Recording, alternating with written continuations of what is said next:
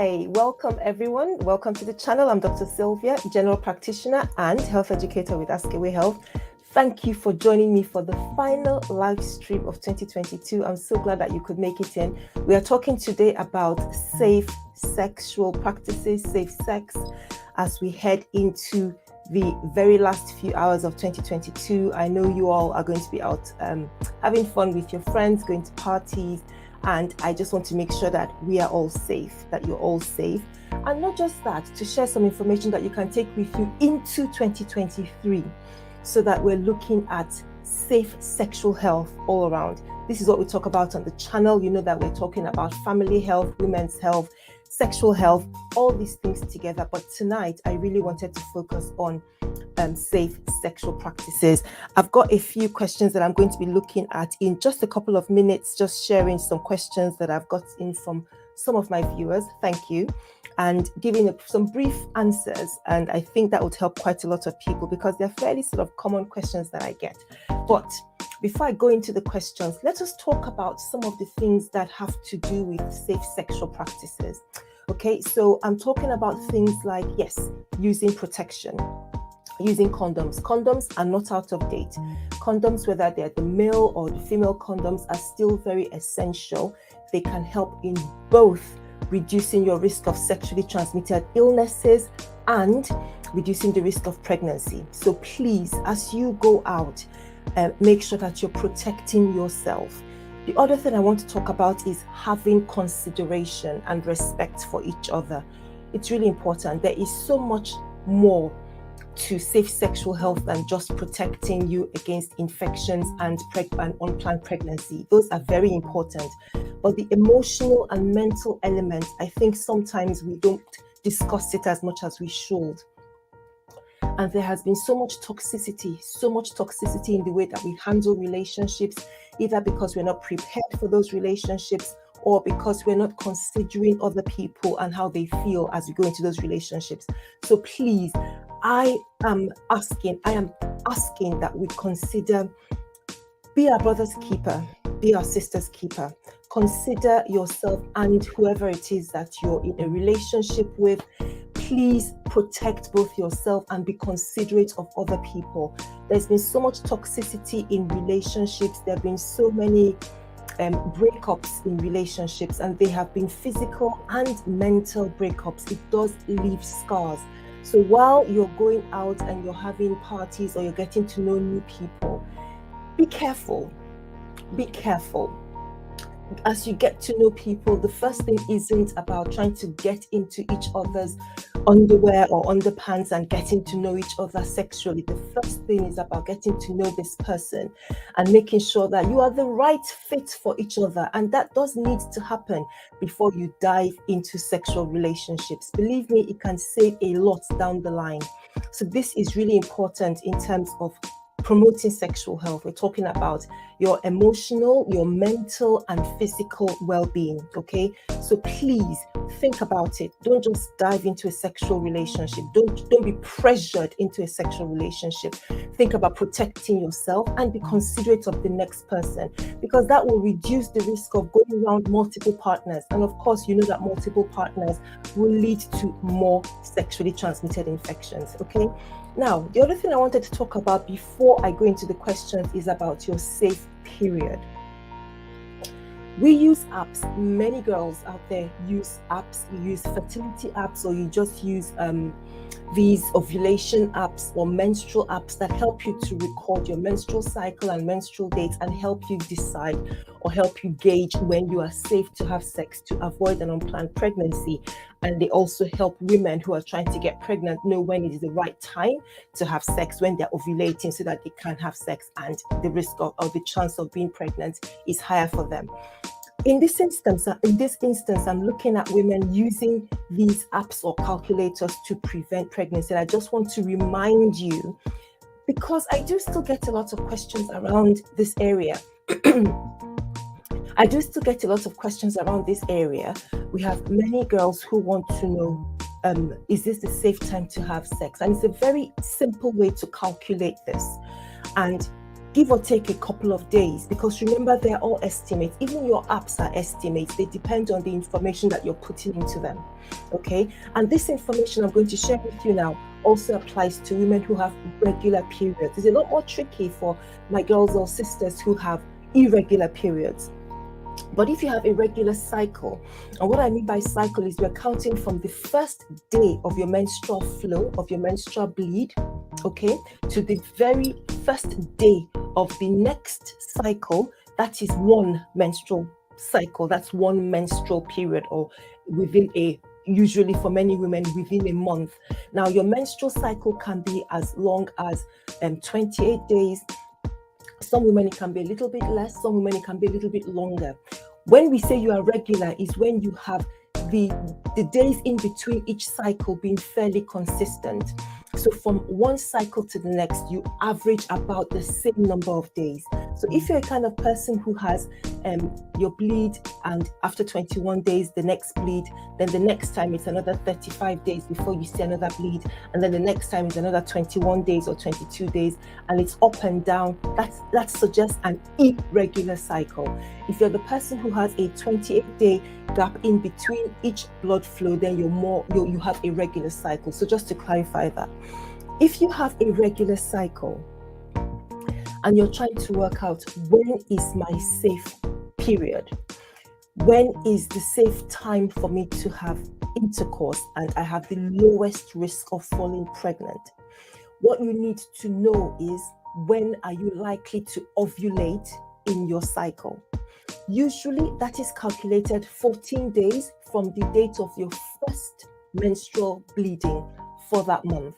So if you work out the day, or if you find out the day that you have your first your period comes so when you look at the date of the first period and you count 14 days from that date, you can estimate the day that you will ovulate, give or take 1 or 2 days, and allowing for the duration when the egg will be alive. So the egg is usually alive for 24 to 48 hours. So we can use that to work out when you're going to ovulate, and when you're likely to be more at risk of falling pregnant if you have sex during that window. So this is your safe period calculator. It is your safe day to have sex calculator.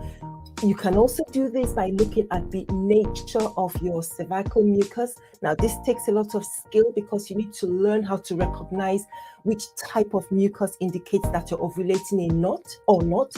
And you also need to be very committed to studying your cervical mucus and checking things like your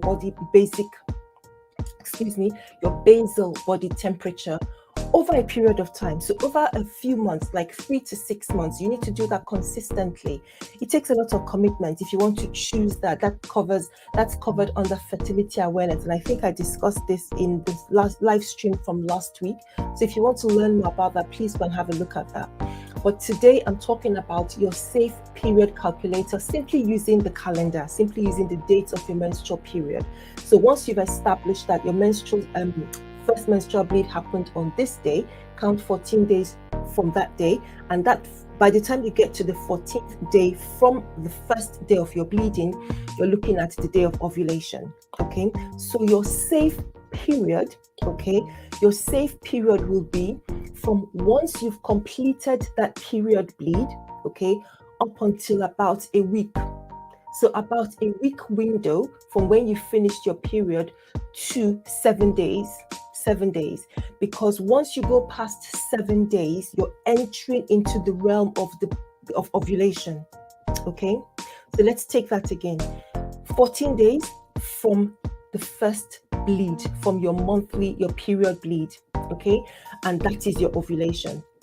If the egg is released on that day, the egg potentially has 24 to 48 hours to live.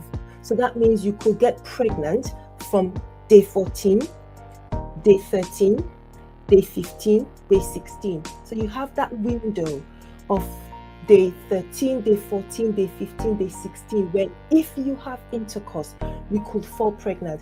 Now I hear you asking me, Dr. Sylvia, what about the emergency birth control pill? Yes, the emergency birth control pill is useful. I talk about it a lot on the channel. If you want to learn, there's lots of videos on the channel. Now, the emergency birth control pill works primarily by delaying ovulation. If you take it after ovulation, the chances that the pill will work come down. Now, it contains progesterone. Apart from delaying ovulation, progesterone can have some other effect on the tissues in the body and the sperm.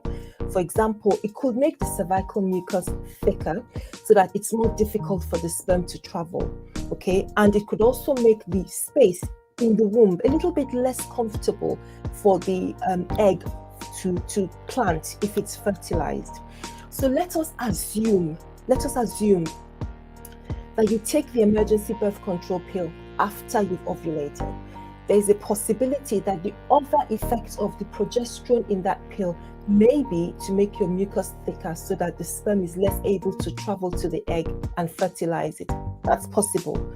Or let's say that doesn't happen. There's another chance that even if the sperm manages to fertilize the egg and there is an implantation could happen, before that process starts, the progesterone could make the womb environment uncomfortable, difficult for the egg to actually plant within the womb muscle. These are possible effects that the birth control pill could have. However, the most reliable is its ability to delay ovulation. So that's why, yes, you can take the pill at any time of your cycle, and if you have to, if you've had unprotected intercourse and you're stuck, you've got nothing else to take, please go ahead and take the pill, because there's a little chance that even if it is after ovulation, it may still have an effect using those other methods that I've mentioned. But it is most effective when you take it as soon as possible after intercourse. Now, don't forget, in terms of effectiveness, if you're going to look for a birth control method, an emergency birth control method, in terms of effectiveness, pills like Take Action, Plan B, Postinor or Postinor 2, Post pill, those pills contain levonorgestrel. That's a type of progesterone, and those are the first line, more common ones. But you also have Ella.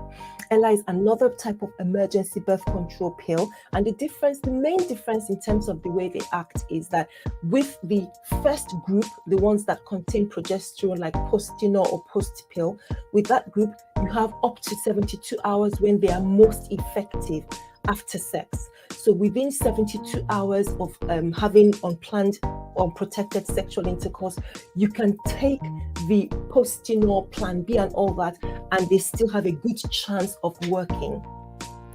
Ella is slightly different because it gives you a bigger window of 5 days, 120 hours, so that if you have unprotected sexual intercourse, you have 5 days, a 5-day window where you can still take Ella and there's a chance that it can still work, okay?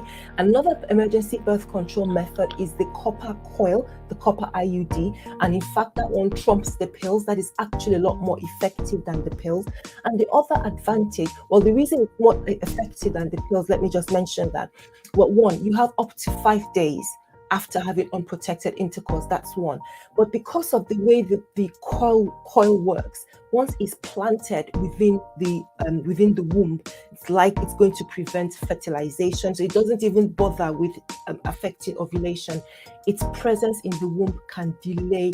Its presence in the womb can prevent fertilization, implantation. So it's more effective. And the other advantage that it has is once it's there, you can leave it in place as a regular birth control method. So this is just a little bit of a summary, because we talk about all this on the channel. I don't want to take all the time going over it again, because you can go and look at one of the videos and you can learn all about it. Okay, so hi from Prime Edits. Nice to have you around. Thank you so much. I hope that you're looking forward to the new year. Where are you watching from? Thank you so much for joining me, but I hope you're looking forward to the new year, and wishing you all the very best 2023. Okay, so I'm going to go into some of the questions that we've talked about. I think I've gone through some of the basic things I wanted to mention. Oh, consent. Okay, now consent should not be assumed. It should not be implied. This is just a simple message I wanted to remind you of, both my guys and my girls. whether you're in long-term or short-term relationships. Remember I've talked about being mentally and emotionally safe. That is also part of safe sexual health. Please remember that consent is not implied or assumed, okay, when it comes to sex. And consent can be withdrawn at any point. You do not assume consent because of the way somebody is dressed or because they are giving certain vibes that indicate that, yeah, they want to go ahead. Be very clear that you have consent for whatever activity that you want to engage in. And if there is any sense that consent has been withdrawn, please stop, okay? Please, this is really important. I know it's gotten several people into trouble, and I just wanted to remind us that this is still a thing. Let's see if I can get up the questions and just make sure. So we talked about consent, I've talked about contraception, and safe sex days to avoid pregnancy. Fantastic. So let us look at some of these questions. There's just a few of them that I'm going to go through, and then we're done. So the first question says, my period ended on the 17th of December. I had sex on the 18th and took early morning pills on the 19th. So I presume that's the morning after pill. And all of a sudden, I started bleeding on the 25th of December. I'm so scared. Please, is something wrong with me? So period ended on the 17th of December. And there was sex on the 18th of December. So a day after the period. So already, just going by what I'd explained when I was talking about safe period, safe day for having sex, this is after the periods. That is pretty much the lowest time that you're likely to fall pregnant. That's where the risk is lower. Just after the period, ovulation is unlikely to have happened.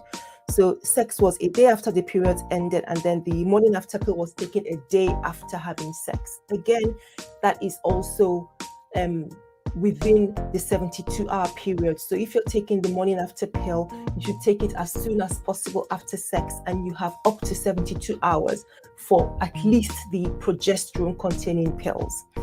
Now, the problem, so they did all the right things, okay? They did all the right things, low risk, low chance of getting pregnant, having sex day after the period, low risk of getting pregnant, taking the morning after pill the day after having sex. Are we together? Yes. Now, this is where the problem came. All of a sudden, I started bleeding on the 25th of December. I'm so scared. Right, okay, so what's happened? So she took the morning after pill 19th, and then 25th, that's 6 days later, started bleeding. Please don't panic, okay? Now, as I always say to you when I get these kind of questions, I don't have all the information to hand. And all I can work with is the information that you've provided. It's limited information, but we can work with that because so many other things could cause unscheduled bleeding. So many other things that have happened to you in the previous months or weeks before we got to this point. If we assume that nothing else has happened, if we simply think that nothing else has happened and we're simply dealing with the possibility of she took the pill and could it have anything to do with the morning after pill, then yes, this is not unusual. This could be an effect of the pill. The morning after pill could have different effects on your menstrual cycle. In some women, it could bring your the next period forward. In some women, it could delay the period. In some women, there is no effect on the period. And in some other people, you have bleeding that is unrelated to the cycle, but is as a result of the pill. This may be what's happened here. It's possible. I don't think there's any need to panic. The second thing is, at this stage, it's a bit too early to work out if you're pregnant or if this is implantation bleeding. You don't know. We can't tell. There's nothing that can tell you until a pregnancy test, which I would recommend doing 2 to 3 weeks after having unprotected intercourse. So that's how I would answer that question, given the limited information that we have about this person's menstrual cycle and menstrual period. Okay, so let's go on to the next question. And while I'm doing that, especially if you're watching on the replay, please don't forget to like this video and of course subscribe to the channel. Okay, so number 2. This is a question from someone who says, it's now 13 days after taking Lydia, but I feel pain in my stomach like I'm pregnant. But why? Okay, so it's 13 days after taking Lydia. So I presume this is the Lydia Post pill, which is a type of emergency pill that contains progesterone. It's similar to Take Action or Plan B. They all work the same way. Their job is to delay ovulation. So let me talk a little bit about side effects from the emergency birth control pills. And these are usually very clearly indicated on the pill packet. And I don't think there should be any panic unless the pain is severe. If it is mild pain, this maybe a bit uncomfortable in the tummy, the lower part of the tummy, that comes after taking the pill, then it's likely a side effect of the pill. Now, it's 13 days after taking the pill. I would be recommending, first of all, a pregnancy test. Okay, we don't know about the cycle. They don't tell us anything about the cycle. It's just that it's 13 days after. So we can only assume that it's 13 days after, at least 13 days after they had sex. So it's possible that she could be pregnant. We don't know. So yeah, she should do a pregnancy test because it's really early, but some women could get very early pregnancy symptoms and we don't know. So the first thing I'd be looking for here is a pregnancy test. I'm not saying she's definitely pregnant, but it's been 2 weeks or 13 days since she had took the pill. So it may be, we don't know when she had sex, remember? So it may be more than 13 days since she had sex. So a pregnancy test first, because this pain, it could be an effect of the pill, yes, but it could also be an effect of an early pregnancy. We don't know. So with the limited information that we have here from this question, I would say get a pregnancy test done. And if that's negative, calm down a little bit. However, if it's getting severe, this pain, if it's getting severe, or you're getting other symptoms like a vaginal discharge, please go and see a doctor because we need to make sure it's not a sexually transmitted infection. Okay, right, so that is question number 2. Let us go to the next one. And like I always say, if you're watching on the replay, thank you for joining me. This is the last stream of the year 2022. And and the other thing I should have announced as well is obviously the change in the time of my live streams. I am thinking of moving to evening live streams for a couple of reasons. I think many more people would find it more useful to have evening streams, and I think it will also work for my work. It will also work for my work pattern, but I think it also fit in with my work pattern as well. So let's see how it goes. But I think the next few weeks we'll try a few evening streams and see how it goes, and decide if it's going to stay that way. All right, so welcome if you're just joining. Hi, thank you for popping in. Please leave a comment, and please don't forget to like this video and subscribe to the channel as well. We're talking about safe sexual practices, safe sexual health, whether or not you're going to a party or doing anything special to break in the new year. Please be safe. Please be safe physically. Please be safe mentally. Be safe emotionally. Okay. So we're just going to talk we've talked a little bit about some of the safe things you can do to keep yourself healthy around your sexual practices at the beginning of the video. And I'm just going through some questions now. So we're on number 3, and it says, I took the pill on the day 10 of my period within 5 hours of sex. It's the 7th day of taking the pill, but I'm not having withdrawal bleeding. Is it normal to not have withdrawal bleeding? Okay, so this is a nice question. So they took the pill on the 10th day of the period. So on day 10. So I would assume this means day 10 of the cycle. I'll assume this means day 10 of the cycle. So they've had their period and they're now on the 10th day of the cycle. Now, depending on how long the menstrual bleeding was, maybe they bled for 4 or 5 days. This is still within the safe space. Remember, I said that your safe period can be about a week after you stop bleeding. On average. The best thing to do is to calculate. Now, your app can tell you this, or you can do the calculation yourself, and you calculate 14 days from the first day of your bleed. But the safe period generally begins and is that window, that sort of 7-day window after you stop bleeding. Okay. Now, so she's right with it. They're right within that window, from what I can tell, because they said 10th day of their period, and they took the pill within 5 hours. That's fine. So they've done two things. They were in a right window. They were in the safe window for having unprotected sex.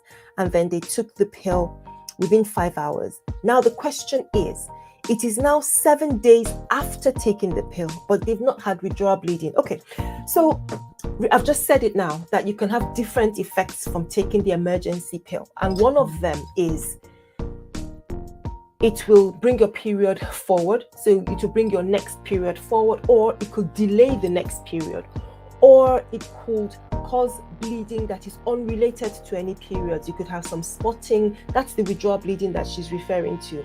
Or some girls have nothing happens to their period. They don't have any changes to the period. The next period arrives at the time it was supposed to arrive.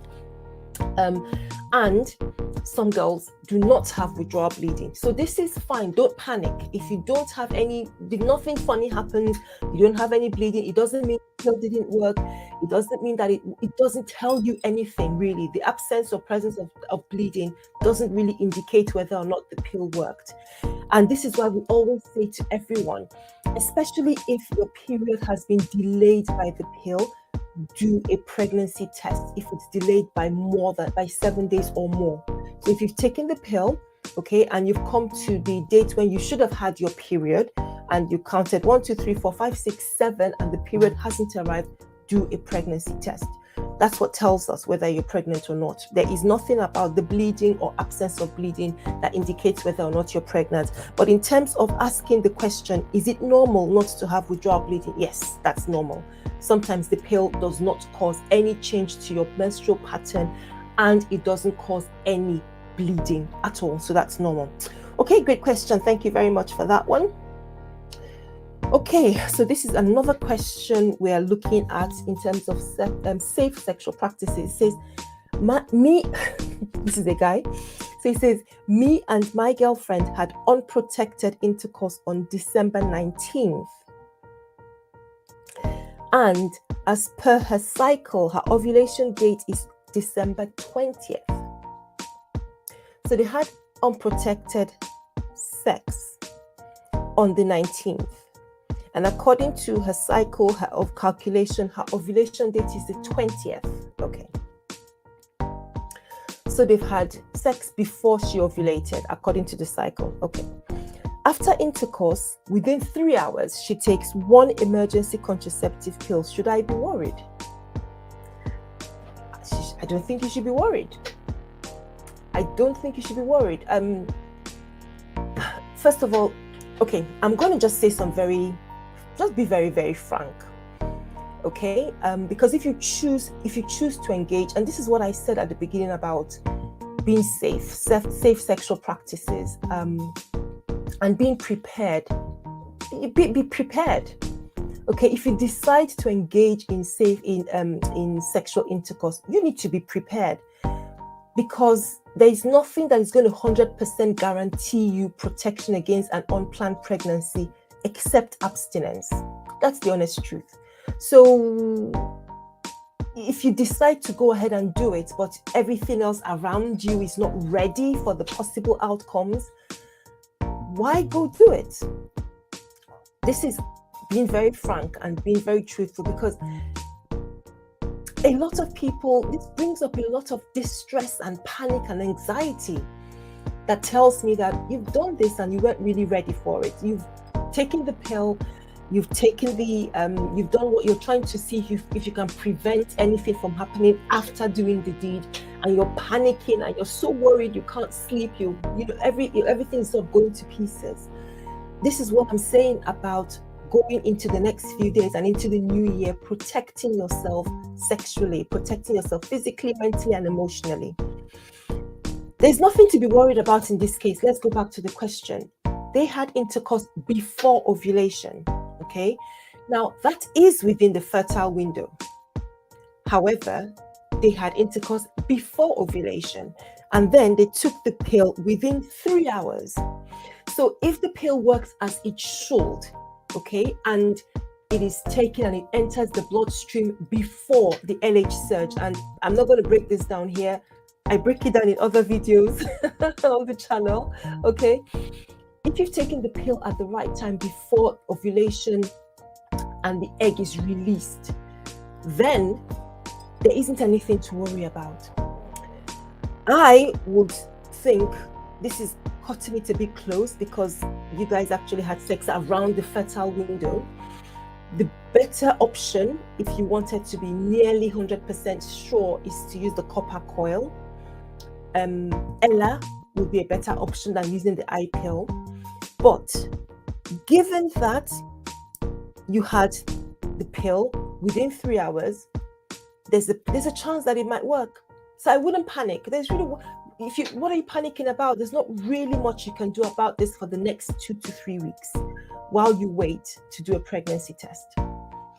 But given the amount of pain and anxiety and unhappiness, I just wonder, is it worth it? So think about it. Okay, so that's that question. We've got the next one. It says the condom was loose and slipping off before ejaculation. So I've talked about the condom earlier, and I've said it's still a very, very valid birth control method, not only because it helps to prevent pregnancy, it also prevents sexually transmitted infections. And one of the things about being safe sexually is please know how to use it. Please know how to put it on. It needs to be applied on your partner's erect member. So please don't have a look. I actually haven't done any videos. Maybe I should do a video on how to properly use the devices, like the male condom, the female condom. Okay, so please put it on properly. Make sure, and apart from that, make sure before you use it, make sure it's not torn, make sure it's stored properly. It can't remain in the back seat of somebody's pocket for days and days, or it can't remain in a very warm place because that might affect the material that the condom is made from. Some people leave condoms in the glove compartment of the car and for weeks and weeks and weeks, and you don't know whether it's still viable. So check the expiry date. These are things, this is being safe. This is what being safe means. If you want to be serious about being safe, you have to think about these things. Okay, so the condom was loose and slipping off before ejaculation. Stop. If you notice it was loose and slipping off, it's not protecting you. It's not. So just stop and either get a new one. After he ejaculated, we noticed, it says, after he ejaculated, we noticed some semen slipping from the condom, but not sure if any got inside me. Yeah, so it brings up so many questions you don't know. Okay, just in case he ordered plan B, I took it around 50 hours and I already ovulated. What are my chances of pregnancy? I don't know, darling. I don't know your chances of pregnancy. I can tell you whether there's a risk. Nobody can tell you your chances of pregnancy. And I don't think she's asking because she wants me to give her the number of percentages. I think she just wants to know, is it bad or good? Is it bad or good news? I don't know. But with the condom slipping, there are things that you could have done once you've noticed it. I would have said, just stop if you're really serious about being safe, okay? Just stop and replace the condom. Now, the semen was leaking, so possibly, I don't know if she's asking, perhaps it was torn, or perhaps because it was loose, some semen had actually entered into her. So the possibility of pregnancy is there. But she took plan B 50 hours. Okay, so that's within 72 hours. That's fine. The only problem I have with that is that she'd already ovulated. So if I were going to be if I'm going to do everything possible to prevent pregnancy at this stage, I'd be looking for the copper coil, because even Ella works by delaying ovulation. So I'd be looking for the copper coil in this instance. So in terms of the chances of pregnancy, the concerns are because you'd already ovulated. The plan B, while it would still work within 50 hours before you ovulated, it has a better chance of doing that before you ovulated. In this instance, you've already ovulated. I don't know how many days, because she didn't say. We don't know by how many days that she'd already ovulated. So we can't really say much, to be fair. So in this instance, I think the risk of pregnancy is high, moderate high. unless we're lucky with the days, and it was quite a number of days since she ovulated. And if anyone is in this scenario, then what they should be looking at, if they can, is the copper coil. I always say to you that at least taking the pill is better than doing nothing. Okay, is better than doing nothing, because remember at the beginning I said that the primary method that the pills work is by delaying ovulation. However, they could also make the mucus inside you thicker and prevent the sperm from reaching the egg or fertilization, or they could prevent the egg from planting in the womb. They could make the environment of the womb uncomfortable. So that's another way that they could work. So that's the answer to that question. Okay, let's go to the next one. Hi to everyone, anyone who's just joining in. Thanks for just popping by. I hope you're looking forward to the new year, and I wish you a happy new year in advance. We're just doing a final live stream talking about how to be safe sexually into the next couple of days and into 2023. And I've talked a little bit about safe sexual practices. We've talked about consent. We've talked about toxic relationships, emotional health, your mental health. Of course, we've talked about preventing pregnancy and sexual infections. But remember, these are all the things that you need to have a safe sexual health. So we are looking at questions around birth control, and this is the last question. So we're coming to the end of the stream. And if you have any questions you want to throw at me, please do. But I will be ending the stream very soon. So this one says, I had 6 days of period from 7th to 12th November. Okay. Then had sex after 4 days with, okay, so let's break it down. So period was from 7th to 12th, okay? Then sex after 4 days. So she was in her safe space, because we talked about this as well. So she was in the safe period when she had sex. And she used the pull-out method, okay? And then took plan B later that day. Okay, let's talk about this. So I have 2 great videos, in fact 3 actually, because I discussed pull-out method in the live stream last week, but I also have 2 standalone videos on the pull-out method. I break it down, I turn it upside down, I explain everything about that method and the pros and cons. So go and check it out. It's obviously not as effective as the other modern birth control methods like the pill or the coil, the implant, and so on, because a lot of it is dependent on humans, and so there is always a human error. But it is still a valid method for those who can use it properly. It depends on your male partner pulling out at the right time, which can be a challenge. But for somebody who's committed and so committed to preventing pregnancy and uses it properly, it is still a valid method. Usually I advise that it's used with something else if you really want to get the best out of it. So they used the pull-out method and then took plan B later that day. Okay, so she took plan B later on, and if it was later that day when they had sex, so it is within 72 hours, another tick, good. So the question comes, then 9 days later, period came. 9 days later, period came, which started with a little clot and flowed for 5 days. Okay. Remember, she started by saying that she had 6 days of period, because I know all these numbers can get a bit confusing. But she had 6 days of period from the 7th to 12th, okay, of November. Then 4 days later, they had sex, used the pull-out method, and then used plan B. 9 days after taking plan B. So her period isn't due, okay? So let's look at this. So 6 days, 10 days. So we're talking about 19 days from when she had the bleed is when she's having another bleed. So yeah, period wasn't due, was it? My question is that the effect of plan B? Is that my normal period? Because I'm having signs like bitterness of the mouth, nausea, tingling, sensation in the breast, and it's scaring me. Although I have done pregnancy tests and it's negative, oh, thankfully she's done a pregnancy test. That's amazing, because a lot of times we get this question and people haven't done a pregnancy test. Thank you so much for joining. If you're watching, please like the video. That would really be helpful. I want this to get to as many people as possible. I really, really want to promote safe sexual practices. That's why we're doing this stream. So hi, if you're just joining, thank you. Please like and share the video.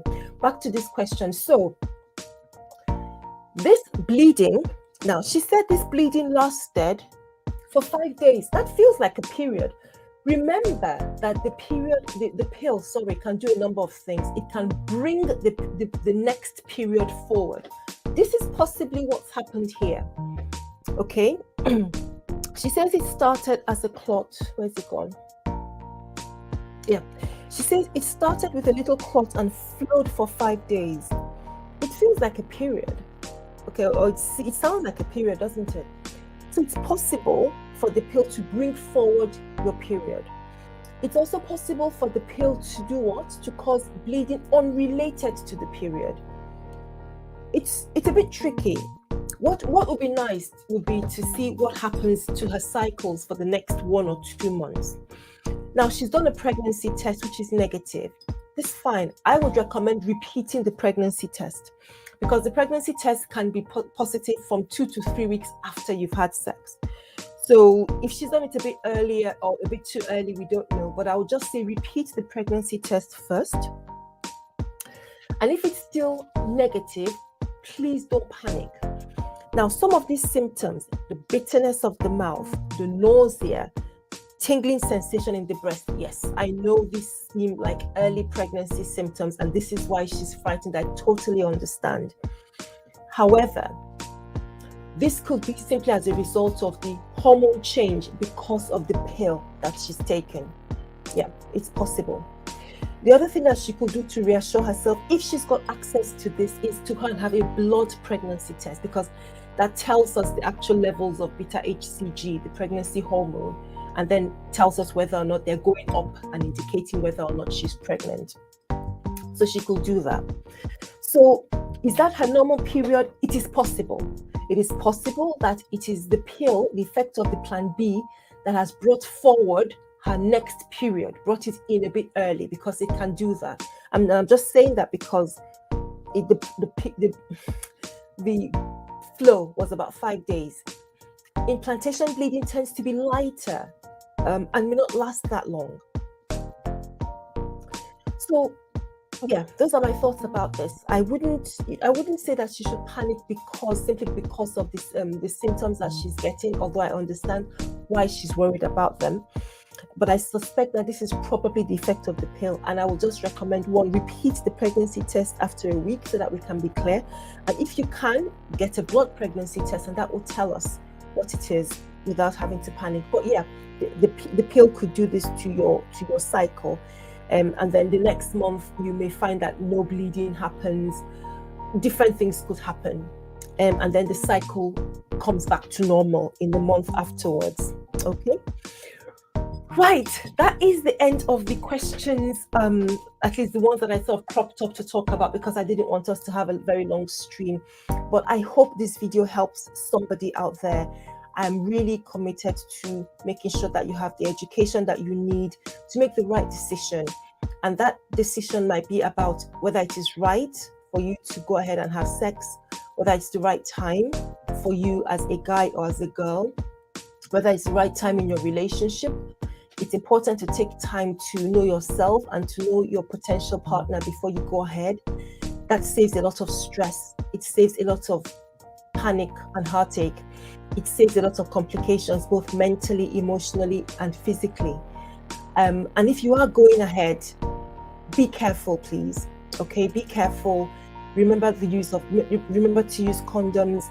And if you're going to use condoms, use them properly. It might just take 5 or 10 minutes to have a look at the leaflet, which has a lot of information about how to use it properly. Don't let anybody railroad you into something that you're not prepared for, okay? You're so beautiful, you're blessed, and I just want to make sure that you guys are healthy. Remember, you can always send your questions. I will try my best to answer as much as I can.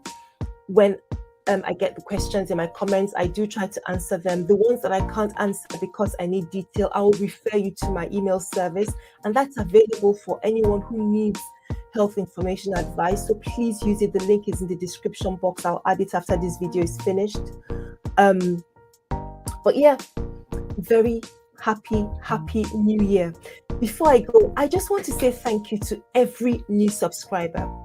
This time last year, we were probably just under 4,000 subscribers, and because I just checked before coming on, And we've just crossed 12,000. I think on Christmas Day, we crossed 12,000. And I want to say thank you. Thank you to everyone who finds value in what we share, in the health information and health material that we share.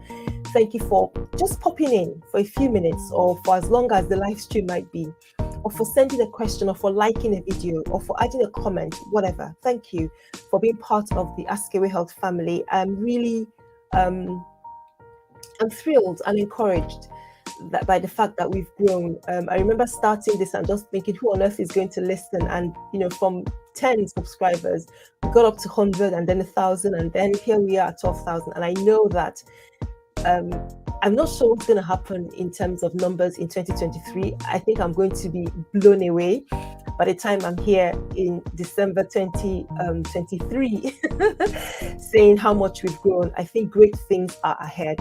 So thank you so much for being part of the journey. I really want to appreciate you guys. And as we come to the end of this stream, I want to wish you a prosperous 2023. A healthy 2023, a 2023 that is full of blessings, full of direction, and full of peace. There's so much going on in our world today, and I know it's difficult to find peace in finances, peace in relationships, peace in different directions. But I want to hope and pray for you as you're watching and listening to me, that you do find peace as we go into the next year. We made it. We're here at the end of 2022. We made it despite all the stresses and all the different issues down the line in this year. And I want us to look with optimism and confidence that things will get better. So here's wishing you happy 2023 and all the best to you and your family. God bless. Bye-bye.